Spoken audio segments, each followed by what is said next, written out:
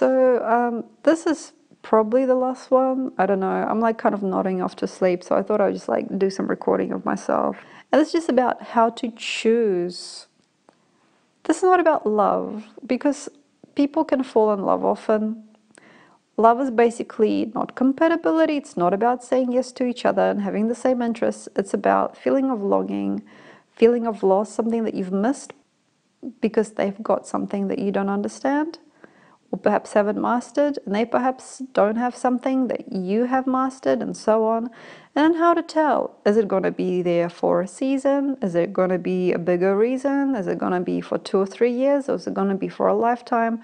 What goes on and what stays behind? Okay, so we can fall in love. People can. You know, I today fell in love, actually over the past 2 days, fell in love with maybe 3 or 4 different people. And then, after just a certain interaction, for however long it was, I let it go. There is a difference between that and forming a life partnership with somebody. But the thing is, learning has to be at its best for you. You've got to be a curious person. If you're not a curious person, you can really tend to be with anyone. If you don't really care, if you're not curious, if you're not learning, and for yourself, love and sex is a mission, mashed mission with physicality more than it is with any type of feeling or spirituality or emotion. If you're not looking to emote, if you're just looking to basically graze, like sit together, you don't even have to watch any of my channel. You can just graze, because grazing is a perfect way to get by.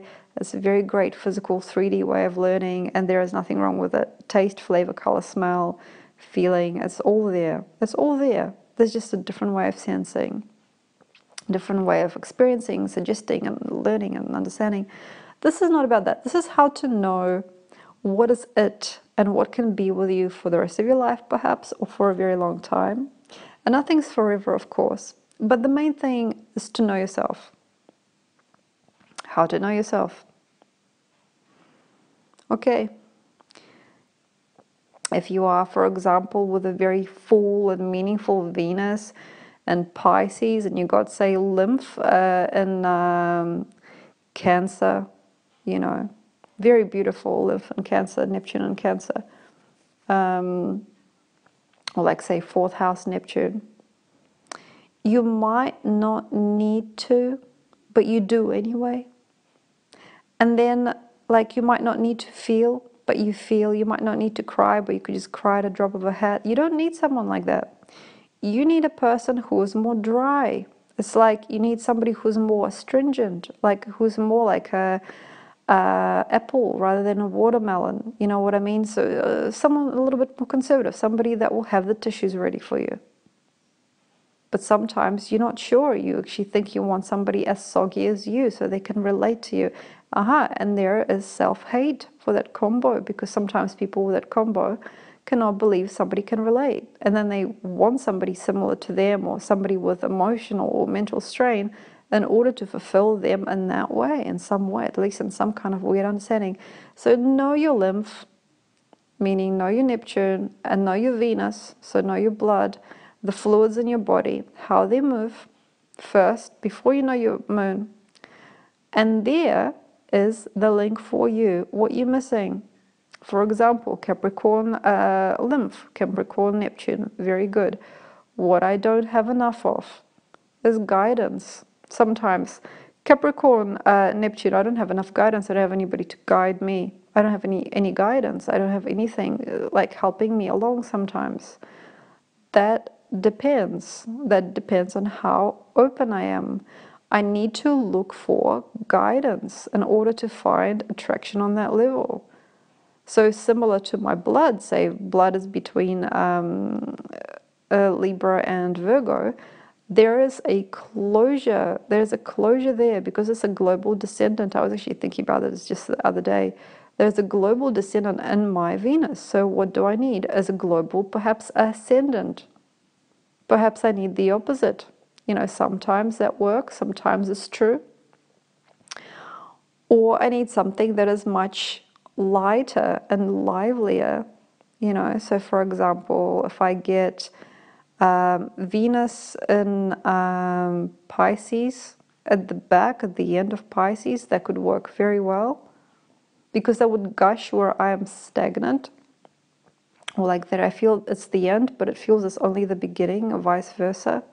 Or it needs to be something that's more pushy. So say if we imagine the global midheaven, so more, say for example, a Capricorn Venus, you know, swinging more towards Aquarius. No, actually probably just at the end of Capricorn, actually. That type of Venus would help to guide my Venus, so my sort of dead or dying Venus, that circulation, towards a more optimum, or towards a more particular or more planned chance, or more planned meeting, or planned idea. So same for you.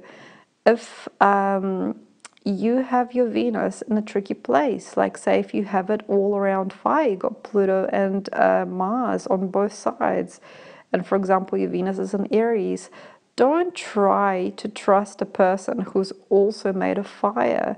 See who else is there. Perhaps you need somebody who's more neutral, maybe a little bit somebody who's more curvaceous, vivacious and casual. Maybe you need a Libra Venus. Maybe you actually need nobody for a while. Perhaps if you have a lot of Venetian issues, they could be toxic because you got a lot of energy there. Perhaps you actually need somebody who's very practical and formal, or somebody who just likes beauty and peace, you know, things like that. There are lots of very, very strange ways in which people try to merge, because they also try to mask themselves and cover themselves up. So first, have a look at your Venus. What's compatible with your Venus? What's going on with yourself as well, with your Sun as well, how that's all balanced. What's going on with your Neptune, perhaps even Mercury, because sometimes people try to start relationships based on friendships rather than on desire and sensuality and that passion, which is what keeps things going for a long time. And then last but not least, the Moon. Now the Moon, most people can transcend through the Moon. Moon, you can shed it, drop it, discontinue. You could, if you wished. We are at a very nice populace now. We don't need more evoking of the past. We don't need to rebirth ourselves through our kids at this point in time on this planet. This is a fact. So we are not looking at the Moon as the main stimulus here. We're not trying to remember what it was like through the grandmother as much, through the family lines. We have lost our ties with our ancestral lands. We're living in a colonial life.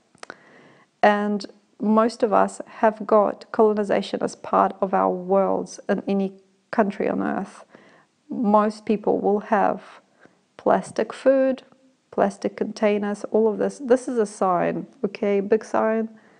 We are in a dream full time with it. We don't need to learn from it, study from it in physical. So the Moon, lunar energy, you know, some astrologers will tell you the most important sign is your lunar sign. No way, because we are past that point. Lunar sign is just a mirage to me.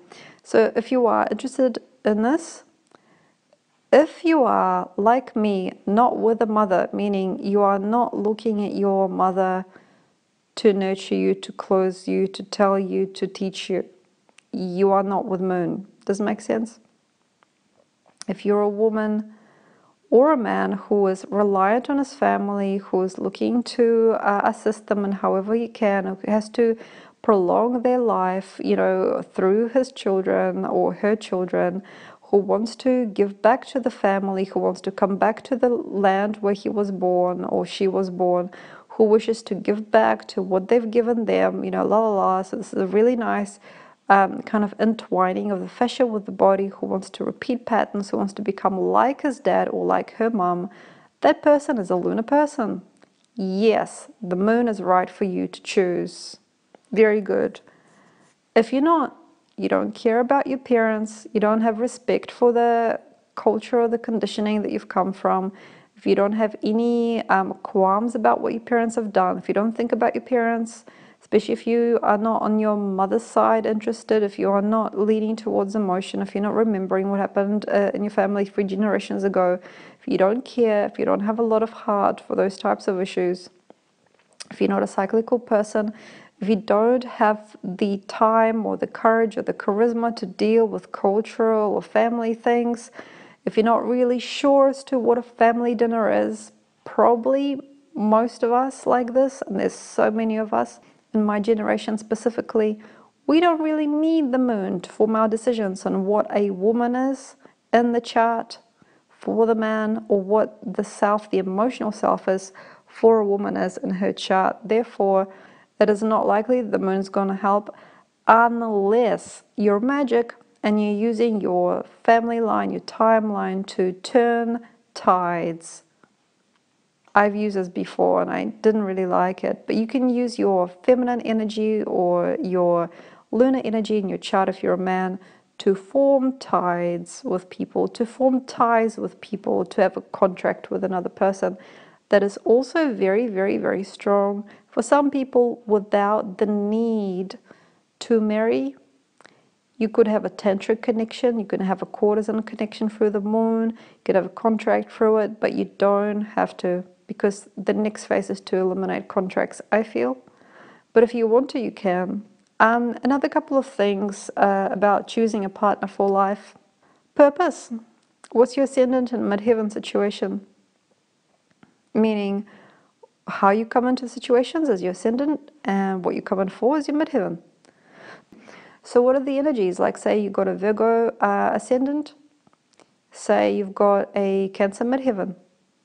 So you're kind of the connector, you know, you're kind of the warrior, you know, like you worry about people a little bit. You make sure everybody's comfortable, everybody's all right. Do you want to be that? Because you can change it, you can change it. Do you want to be that? Do you want to be comfortable with your purpose and how you've come in and what you're doing? Are you interested in changing it? If you aren't quite sure what you're doing and why, you're still coming to terms with it, you are not there to connect to a partner. But if you are happy, say for example, I have a Scorpio ascendant and I've got midheaven in Leo, the end of Leo, beginning of Virgo. I'm not okay with it totally, but I'm sort of starting to see as to why I've come in, and I'm sort of like rubbing people up the wrong way, and I'm, you know, rocking and rolling and doing a few things, ruffling some feathers here and then giving a lot of light and care to something else. So I'm transfusing energy. Am I okay with it? To different people, I'll always be a different face. That's fine, and that's final. And then when you have your purpose, okay, it's really easy. You just have to see who else has got the same type of purpose. For example, if I have somebody with a Leo ascendant and their midheaven is in Gemini, is that going to work? Yes, but they're not going to want me. They're going to want something more public. It's a very glitzy energy. You know, it's very easy to match up. So you can see where a person's going just through midheaven and ascendant. Another way you can do it, I'll make the same example. So for example, if you go to your ascendant in Pisces, and your midheaven is like a really slanted one, and it's pointing to last degree of Sagittarius. So you're somebody who's a healer, a helper, and a guide, and a counselor, and a coach, and an expander. And then, for example, you got somebody with you who's a Gemini ascendant with Pisces midheaven, okay? So you got also somebody who's a little bit facetious, a little bit friendly, a little bit more simple than you are now, because they're going to change places with you, it looks like. And then they're also going to create a very expanded energy later with life that probably outshine yours. You know, so at the moment you're the mature one, but later they're going to be the one with all the money, for example. That's great. That works, because it's like switching of roles. If you can get somebody who can switch roles with you later, that's perfect. Like that example that I just made, that can sort of take a bit of what you have and become a little bit more like you. For instance, if I have a last degree of Leo midheaven, like so first degrees of Virgo, basically, if I'm going to get a person who is, for example, Aries ascendant, and their midheaven is somewhere around the vicinity of Capricorn, that could work well, but not for a long time, because my midheaven is not about keeping things around. It is just about helping for here and now, changing things and helping the situation.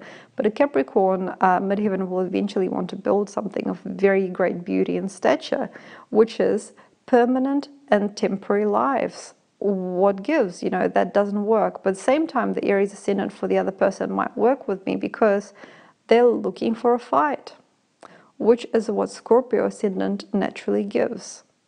So there's lots of different ways you can work with it. And also another way of choosing a partnership is just another idea. Choosing a guru for where you are the weakest. When you are the weakest, when you are the most worried, and this is not even astrology, it's just you. When you're the most worried, you're the most annoyed, you're just so pissed off. For many it's descendant, for many it's the opposite of the midheaven, for many people it's the 12th house before the sun, 12th house sometimes before the moon, or 12th house before the first house. When you are the shittiest, like when you are the ultimate unhappiest, what's that? What is that feeling? Like for somebody, it might be like they can't eat, they can't sleep, they pace, they do nothing, they can't get anything done, everything falls out of their hands. Get a person who doesn't care about it. Like, yeah, you get jittery. They're like, oh, good, awesome, you're disempowered, you're like a little rabbit. I just really want to hold you for a long time because that would feel good for me. I'm actually slightly bored. For example, another example, you feel sometimes you get cunning, you get vindictive, or you feel like you could just stab someone in the back. Beautiful. Get a person who thinks it's token and funny. People love that stuff. There are some people that find a lot of humor and a lot of joy and a jolliness about people like that. Another example, okay, so you get worried about your income, you get worried about your daily bread, you get worried about whether you're going to survive or not. Perfect. Get a person who doesn't care about money. Perhaps their main stress is, for example, if their sports car driver is winning the race. Or, for example, if their parents have bought another house. Completely doesn't care about what you care about, just in order to balance it out. That's going to be the best. But the thing that people make the biggest mistake in is they look for similarity and not for difference. So people that are looking for partners, they think, I want somebody who's also stressed out about the same things. I want somebody with the same values, same issues. No, no, no, no. Pick somebody with different focus from you, with slightly different things that they're like worried about. Like, for example, if you're worried about income, don't choose somebody who's worried about income. You're just going to feed each other. You're going to make it worse. If you're worried about income, choose somebody who completely doesn't speak that language. If you are somebody who's worried about youth, beauty, getting things perfect, getting things on time, handed things in on time, doing things as, say, as like a perfect little princess, or a prince, and having things just so. Don't choose a person who's also worried about getting things right. Just choose somebody who almost sleeps in every day, who just almost like completely forgets that it's time to go somewhere. You will balance each other out, but you will not bring each other down because you're not worried about the same things. What else? Oh yeah, another thing. Okay. For long-lasting relationships, relatives in the focus. Okay, sometimes people with really bad families can produce really good marriages and friendships. There are not many, but we can. It appears to be true. There are people that can give a lot of light and care no matter, regardless. Completely unvindictive, completely open. There are very, very easy people sometimes, and there are some that seem to be, but they're not.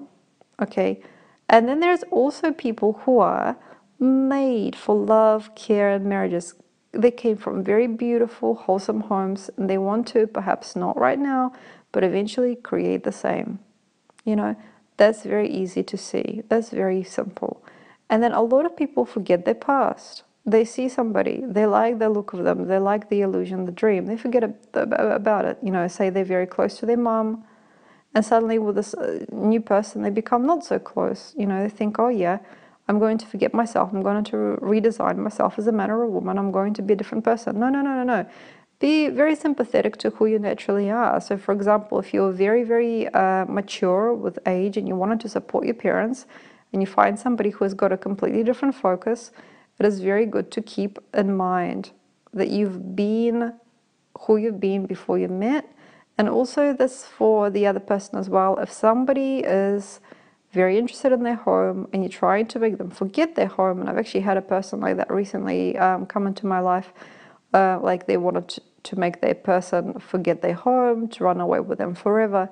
That's a big sin. You know, you can't pull a person away from their relationship with their home and with their body, or like with their life, with their mom and dad. So that's one thing that a lot of people miss, is the original context and the original values and where the person is heading. So there are usually 2 or 3 different directions. One of the directions is going towards the family lines, thinking, my grandfather used to be so amazing at this. My brother, you know, is like this. My mum is like this. That's going, even if they're angry about them, especially if they're angry about them, that is heading towards the family line. That's a very, very clear direction for most people, really. The other direction is heading against everybody, but going towards a purpose. Like, I don't care, I'm going to be an athlete. I don't even care what happened yesterday. I don't care, I'm going to be an athlete. I'm going to be the first in the world to do this. That's a very different form. And these people usually don't need that much from another. And then there's a third part. This is a third thing.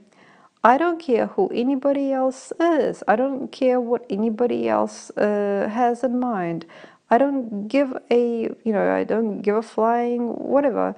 I do not give anything to another person, okay?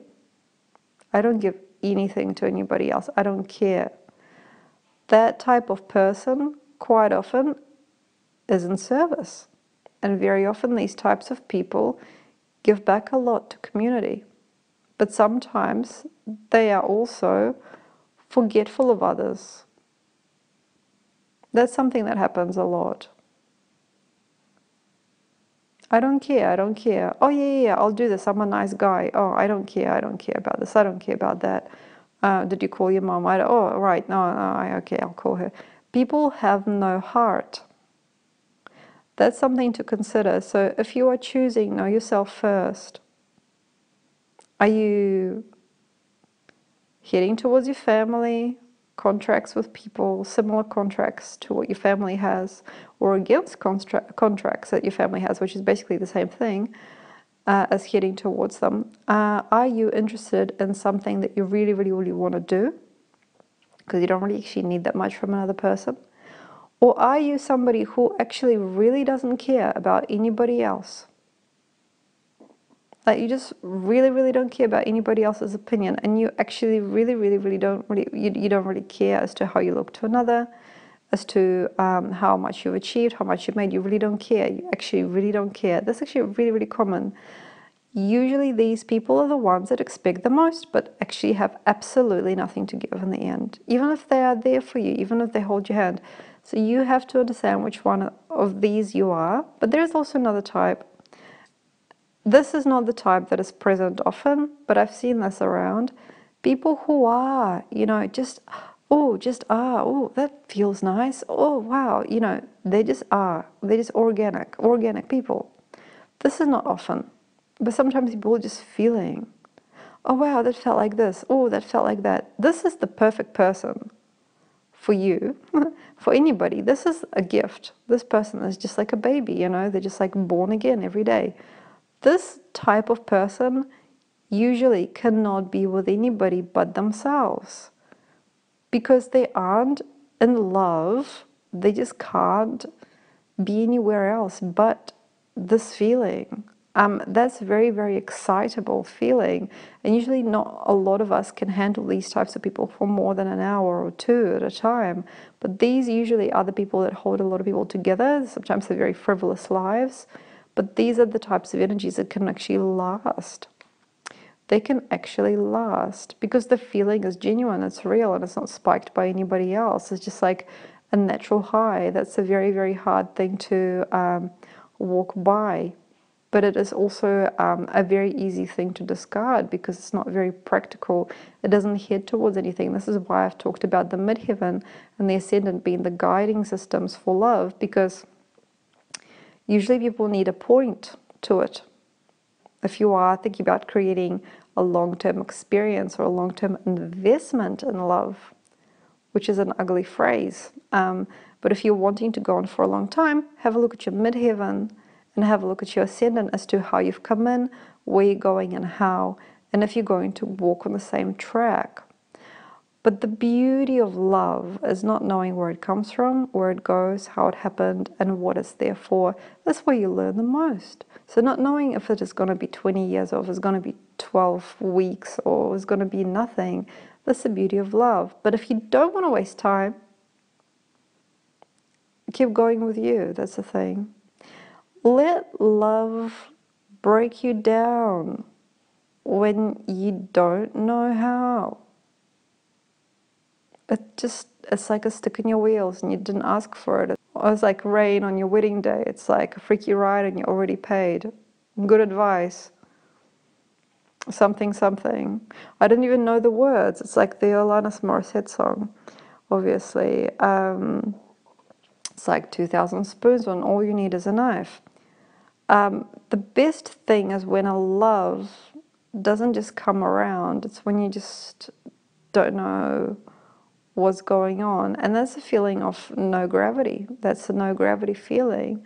That's what people live and die for, they think, and that's the feeling of surprise. So I hope that this has been good for you, as it was for me. It is sleepy time now. No more pillow talk from Polina, and I hope that you got something from this tutorial, I suppose, and have a wonderful time.